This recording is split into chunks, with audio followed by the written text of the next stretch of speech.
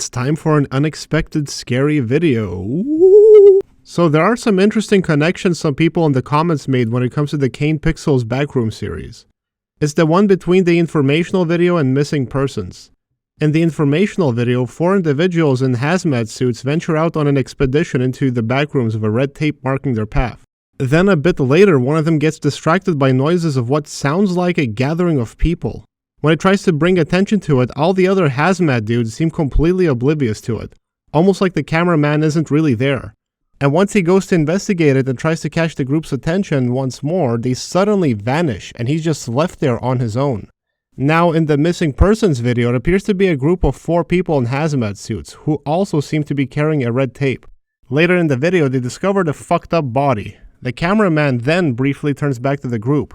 It seems that now there's only 3 of them. But you could make the argument that the 4th person is just behind these dudes. Regardless, this connection made me look into it a bit deeper, and I've come to the conclusion that the backrooms has some time fuckery with it. I'm a huge sucker for that kind of stuff. Seeing as how many views these backroom videos have gathered, I wouldn't be surprised if someone already brought this up. Still, here's what I found. I believe that in the informational video, when the group disappears, the cameraman was actually transported into the future. Hear me out. When it happens, he's left to endlessly explore the backrooms, right up until he eventually comes across a familiar area, but now there's a door with a one-way window present. When he steps inside, it seems like some sort of a monitoring room, and I believe this was being built by the scientists at the start of the motion detected video. I was able to gather this from the approximate location they were constructing the room and from the floor tiles. What further supports this time travel theory is that the informational video is dated February 29th of 1990, while the motion detected video is placed on March 5th of the same year, in which they have only started construction of said room. Admittedly, it could be argued that the video dates correspond to something else, in which case, I still believe that my theory stands. And that's all for the moment.